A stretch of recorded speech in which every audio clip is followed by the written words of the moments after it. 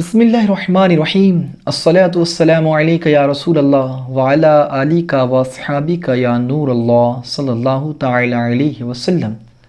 तेरी नस्ल पाक में है बच्चा बच्चा नूर का, तेरी नस्ल पाक में है बच्चा बच्चा नूर का, तू है आईने नूर तेरा सब घराना नूर का। अल्हम्दुलिल्लाहि रब्बिल आलमीन। आज हम नूरुल अनवार कुतुबुल अख्ताब आफ़ताब दकन हज़रत सैयद शाह नूर मोहम्मद हमवी क़ादरी रदी अल्लाह ताला अन की सवाने हवायात आपके उर्स के मौके से इंशाअल्लाह समाअत करेंगे। आपका उर्स मुक़द्दस जारी है। आपका रोज़ा आस्ताना मुबारक शहर औरंगाबाद में सतारा के करीब उस्मानपुरा इस इलाक़े में मरजए खलाइक बना हुआ है। हज़रत सैयद शाह नूर मोहम्मद हमवी रहमतुल्लाहि ताला अलैह के वालिद बुज़ुर्गवार का नाम हज़रत सैयद अब्दुल्ला बिन सैयद अबुल आला आता है, जो आपको बचपन ही में यतीम कर गए और आपने 11 बरस की उम्र में ही अपनी वालिदा माजिदा से उलूम ज़ाहिरी और बातिनी हासिल की और फिर आप हज़रत सैयद शरफ़ुद्दीन कुतुब हमवी से आपने सिलसिला चिश्तिया में बैत की। 12 बरस तक पीरो मुर्शिद की आप खिदमत में रहें और 24 बरस की उम्र में आपने हुसूल में इल्म और दीन की खातिर आपने सयाहत और सफ़र के लिए आप निकल गए। चलते चलते हिंदुस्तान भी पहुँचे और फिर अक्सर औलिया कराम से हिंद से आपने फैज़ हासिल किया। पहले आगरा में आप चंद साल तक रहें और अक्सर औलिया कराम से दौलत इरफान से फैज़ याफ्ता होते रहें। चूँकि इस वक्त वली और गुलबर्गा में दौलत चिश्त की अरजानी थी, जिससे माला माल हुए। फिर अजमर मौला गए, वहाँ का रुख किया और मुद्दत तक कई दराज तक मुजस्समा क़ादरियत में फैज़ चिश्तियत और नूर चिश्तियत जज्ब करते रहे। साल हाँ साल शगल हब से दम फरमाया और आपने कई साल तक इंजज़ाब नूर करते हुए नूर ही नूर बन गए और अपनी ज़िंदगी अल्लाह की इबादत और रियाज़त और शरीयत मुत्तहरा की पाबंदी में और दर्स व तदरीस और तसानीफ़ की खिदमात में आपने गुजार दी। औरंगज़ेब आलमगीर रहमतुल्लाहि ताला अलैह उस वक्त जब आपका दौर था, आप यहाँ पर तशरीफ़ लाएँ। हज़रत शाह नूर हमवी रहमतुल्लाहि ताला अलैह के हवाले से जो हमें तारीख़ की किताबों में मिलता है, और हमने बहुत सारी किताबें जो तारीख़ औलिया दक्कन है, नूरुल अनवार है, महबुल क़ुलूब है, इसी तरीके से मजलिस इंतज़ामिया की तरफ से जो शाये शुदा आपकी सवाने हैं, और भी बहुत सारी किताबों में तस्करा मिलता है कि जब हज़रत सैयद शाह नूर हमवी रहमतुल्लाहि ताला अलैह औरंगाबाद की सरज़मीन पर आए, उस वक्त औरंगाबाद में हज़रत शाह सुख्ता मियाँ रहमतुल्लाहि ताला अलैह का इंतकाल और विसाल हो चुका था। और जब शाह सुख्ता रहमतुल्लाहि ताला अलैह का विसाल हुआ था, हज़रत ने अपने मुरीदों को वसीयत की थी कि मेरे दफन व कफन के लिए एक बुज़ुर्ग इस शक्ल सूरत के और इस खूबी के आपके सामने ज़ाहिर होंगे, तुम उनकी आमद के मुंतज़िर रहना और उनसे रुजू करके हस्ब हिदायत अमल करना। और वो मुंतज़िर ही थे कि हज़रत नूर शाह नूर हमवी रहमतुल्लाहि ताला अलैह तशरीफ़ लाए। जब चेहरे अनवर पर हज़रत सैयद शाह सुख्ता रहमतुल्लाहि ताला अलैह के मुरीदों की नज़र पड़ी तो मुरीदों की वसीयत के मुताबिक पाकर सब ने आपको हल अर्ज़ किया। हज़रत ने बाद समाद इरशाद फरमाया कि गुस्ल की ज़रूरत नहीं और सिर्फ़ कफ़न पहना कर हज़रत सैयद शाह सुख्ता रहमतुल्लाहि ताला अलैह को दफन कर दिया जाए। मुरीदों ने गुस्ल देने पर इसरार किया कि जब तक गुस्ल ना हो मौजिब शरीयत दफन किस तरह किया जा सकता है। हज़रत ने फरमाया, हस्ब वसीयत आपको मेरी हिदायत पर अमल करना लाजिम होगा। मगर कुछ मुरीद जो हैं इस पर कहने लगे कि ये कैसे मुमकिन है, अगर हज़रत ने आपको ये फरमाया है तो यकीनन वो शरीयत की पासदारी के लिए और अहकाम शरीयत बजा लाने के लिए आपको हुक्म दिया होगा। बहरे के जब हज़रत ने मुरीदैन के कुछ इसरार को बढ़ता हुआ देखा और इस तरह की जो मुरीदैन के दरमियान इख्तिलाफ़ हो रहा था, हज़रत ने थोड़ा सा पानी एक कटोरे में मंगाया और कहा कि वाकई में अगर तुम अपने मुर्शिद का राज फाश ही करना चाहते हैं तो लो देखो। और आपने कहा इस कटोरे में हज़रत के हाथ की एक उंगली जो है वो रख दी जाए। हज़रत सैयद शाह नूर हमवी रहमतुल्लाहि ताला अलैह ने जब हुक्म फरमाया तो हस्ब हिदायत अमल करने पर उंगली एक पूरी राख की तरह पानी में घुल गई। मुरीदों ने जब ये मंज़र देखा तो अपने इसरार पशेमान होकर माफ़ी के ख्वाह हुए اور حسب ہدایت تکفین کے بعد تدفین کر دی گئی۔ محبوب القلوب میں بھی لکھا ہے کہ آپ ہمیشہ عبادات اور ریاضات میں ہمتن مصروف رہا کرتے رہیں۔ حضرت شاہ نور حموی رحمۃ اللہ تعالیٰ علیہ آپ کا سلسلہ عالیہ قادریہ سے بھی فیض و نعمت پائی تھی۔ آپ صوفی کامل اور تصرفات ظاہری و باطنی سے سرفراز تھے۔ آپ سفیر سنی سے ہی باطن فیوز و علوم سے متاثر تھے۔ آپ پر ہمیشہ عشق محمدی کا غلبہ رہتا تھا، اسی لیے عام لوگ آپ کو مجنوں کہہ کر پکارا کرتے تھے۔ گو حضرت حموی کی یہ دیوانگی ان کے کمال کی غماز تھی۔ اللہ پاک جن کو اپنے کاموں کے لیے منتخب فرماتا ہے تو وہ مخلوق سے ان کے معیار سے ایسے بلند و بالا ہوتا ہے کہ ان کی عقلیں ان کے مقام کو سمجھنے سے قاصر رہتی ہیں۔ ایک روز کا ذکر ہے کہ آپ پیران پیر غوث اعظم دستگیر رضی اللہ تعالیٰ عنہ کے فرزند مولانا ابو بکر سید عبدالرزاق تاج الدین کے مکان جنت نشان میں تھیں، جہاں اور بھی سادات کرام، مشائخین اور علماء کرام موجود تھیں۔ یکایک ایک آہ سرد آپ نے بھری اور حضرت شاہ نور حموی کے دل سے نکلا اور زبان سے یہ کلمہ انا نور اللہ جاری ہو گیا۔ حاضرین مجلس جب آپ کا یہ حال دیکھا تو سب اٹھا کر آپ کو ایک حجرے میں لے کر آسودہ کیا، اور اس کے بعد ایک دن ایک رات گزر گئی۔ جب دوسرے دن آپ کا وہ حجرہ مبارک کھولا گیا تو حضرت شاہ نور حموی رحمۃ اللہ تعالیٰ علیہ سجدے میں تھے، اور بدن کا ہر تن سے ایک آواز اور ایک صدا بلند ہو رہی تھی، انا نور اللہ، یہ کہہ رہے تھے۔ جب یہ حال درویشوں اور علماء دین نے دیکھا تو آپ نے ان کو آواز دی۔ شاہ نور محمد حموی کو جب آواز سے پکارا گیا، آپ نے سر سجدے سے اٹھایا اور ایک نظر حاضرین پر ڈالی۔ جیسی ایک نظر ان علماء پر، ان مشائخین پر، حاضرین پر آپ کی پڑی تو سب نے بھی انا نور اللہ کا ذکر شروع کر دیا۔ یہ بھی ایک توحید کی تعلیم تھی۔ حضرت شاہ نور حموی ایک ہی نظر میں سبھی حاضرین کو آپ نے یہ تعلیم دی، اور یہ کیفیت 3 دن اور 3 رات رہی۔ اسی عالم میں پھر آپ تہجد کی نماز آپ نے ادا فرمائی، اور اس کے بعد آپ وہاں سے اس مقام سے آپ پوشیدہ ہو گئے، اور پھر آپ نے مصر روانہ ہوئے۔ مصر میں آپ تقریباً 9 سال علوم فیوز سے آراستہ ہوتے رہے۔ پھر مدینہ منورہ حضور اکرم صلی اللہ علیہ وسلم کی بارگاہ میں آپ نے حاضری دی، اور پھر اس کے بعد وہاں سے حاضر ہونے کی کچھ مدت کے بعد آپ مکہ معظمہ تشریف لے گئے۔ فریض حج سے بھی آپ مشرف ہوئے۔ روایت میں آتا ہے کہ آپ حبس دم کا ذکر فرماتے تھے، یہ چلہ 12 برس تک یا 5 برس کا بھی ہوا رہتا تھا۔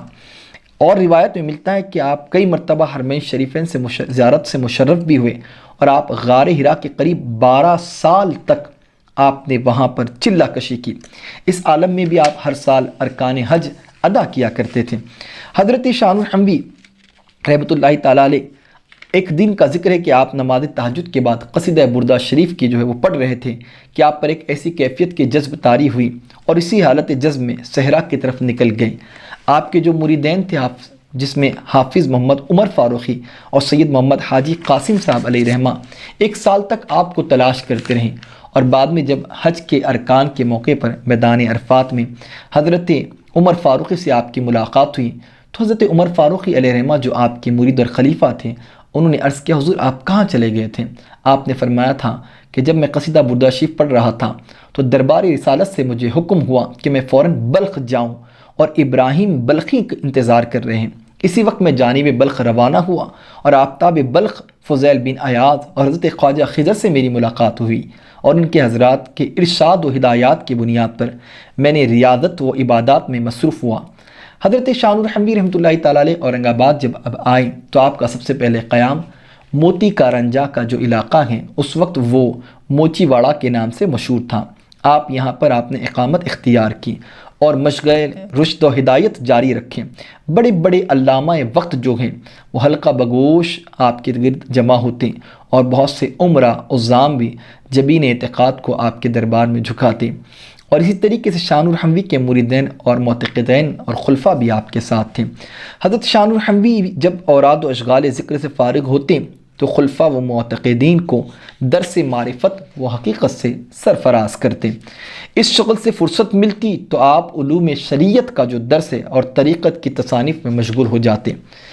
حضرت شاہ نور حموی رحمۃ اللہ تعالیٰ علیہ آپ کی کرامات بھی بہت ساری مشہور ہیں، جس میں خاص کر کے اورنگزیب عالمگیر رحمۃ اللہ تعالیٰ علیہ کے خاص وزیر دیانت خان صاحب، جن کا نام عبد القادر بھی آتا ہے، مترک معین بھی آتا ہے، تو آپ جو مشہور ہے دیانت خان کے نام سے، حضرت شاہ نور حموی رحمۃ اللہ تعالیٰ علیہ کی آپ صحبت میں رہتے اور آپ سے فیض و برکات حاصل کرتے، آپ کے دربار پہ اقدس پر آپ کا آنا جانا لگا رہتا۔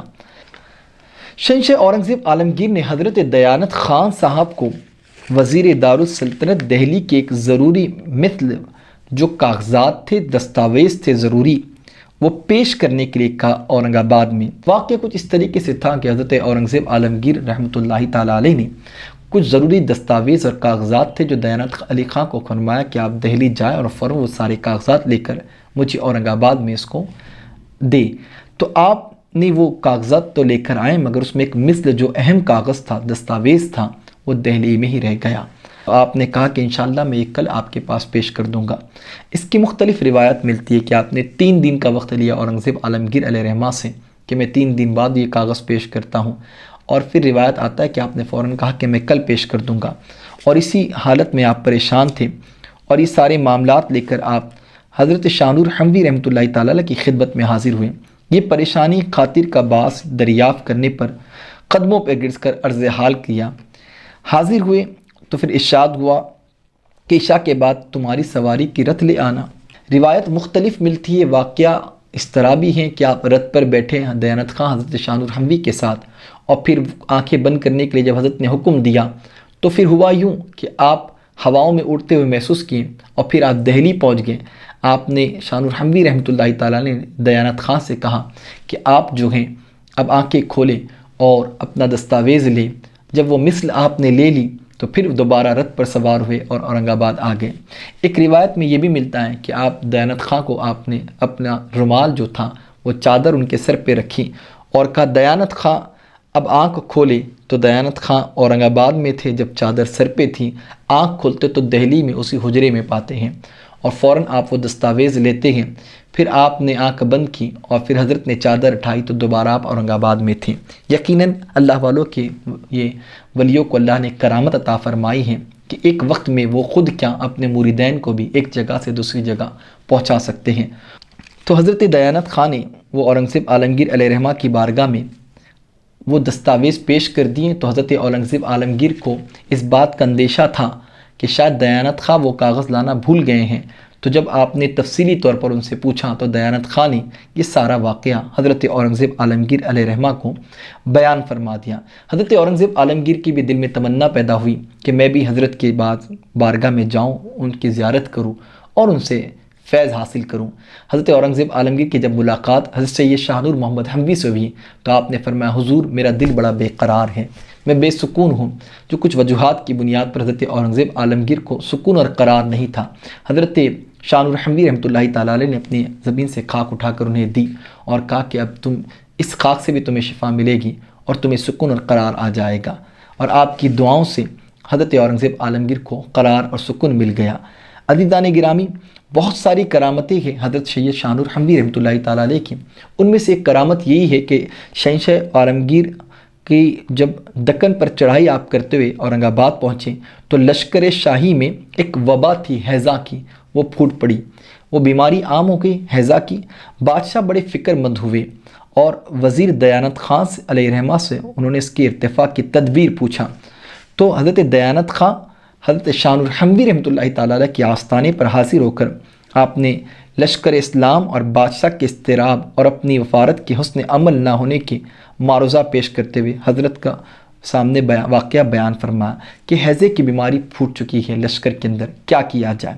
حضرت شاہ نور حموی رحمۃ اللہ تعالیٰ علیہ نے ایک عمل بتایا۔ آپ نے کہا ایک پاک و صاف کپڑا لے کر اسے زعفرانی رنگ میں رنگ کر شرنی پر فاتحہ دے کر اس کپڑے کی جو ہے وہ پٹیاں جو دھاگے تھے اس کو پٹیوں کو پھاڑ کر یہ فوجوں میں تقسیم کر دی جائے، جس کے نزدیک یہ پٹی ہوگی نور محمد کے طفیل، وہ انشاءاللہ وبائے ہیضہ سے محفوظ رہے گا۔ یہ آپ کا ارشاد عمل کیا گیا اور وبائے ہیضہ سے لشکر اسلامی نے نجات پایا الحمدللہ۔ یہ اللہ کا بے پناہ فضل تھا۔ نگاہ ولی میں وہ تاثیر دیکھی، بدلتی ہزاروں کی تقدیر دیکھی کہ جو بھی ان کے دربار میں آئیں اور ان کے توسل سے اللہ کی بارگاہ میں مانگتے ہیں، اللہ ضرور ان کے حاجتوں کو پورا فرماتا ہے۔ جب بادشاہ کو اطمینان نصیب ہوا، چنانچہ یہ زندہ کرامت آج بھی مشہور ہیں۔ طاعون اور وبا کی کئی مرتبہ بیماریاں پھیلی شہر لیول پر، اور بزرگوں کے اس عمل کو جو بزرگوں نے کیا کہ جو زعفرانی رنگ کا ایک کپڑا رنگ کر فاتحہ خوانی کر کے حضرت شان الحموی کا وسیلہ اللہ کی بارگاہ میں پیش کیا گیا، تو شہر سے بھی یہ بڑی بلائیں وبائیں جو ہے وہ دور ہوئی۔ حضرت شان الحموی رحمۃ اللہ تعالیٰ علیہ آپ کا آستانے پر خاص کر کے بدھ کا دن زیارت کے لیے مشہور ہیں، اور روایت اس لیے یہ مشہور ہے بدھ کے تعلق سے کہ حضرت شان الحموی نے بھی جب بیعت کی حضرت شرف الدین رحمۃ اللہ تعالیٰ علیہ کے ہاتھ پر، تو وہ دن بھی بدھ کا تھا، اور آپ نے بھی آپ کو جو نعمتوں سے نوازا۔ عزیزان گرامی، یہ مختصر سوانح تھی حضرت شان الحموی رحمۃ اللہ تعالیٰ علیہ کی، جو ہم نے آپ کے سامنے کتب تواریخ کے ذریعے پیش کی۔ ہم دعا کرتے اللہ تعالیٰ حضرت سید شان الحموی رحمۃ اللہ تعالیٰ علیہ کا جو عرس مقدس جاری ہے، اس کے فیض و برکات سے ہمیں مالا مال فرمائے۔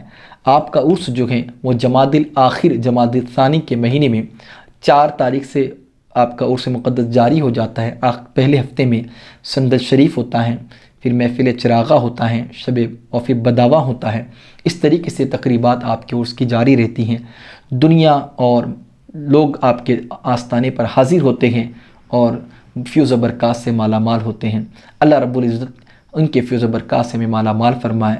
دوران گفتگو اگر کوئی لغزش و خطا غلطی ہو، اللہ مجھے معاف فرمائے۔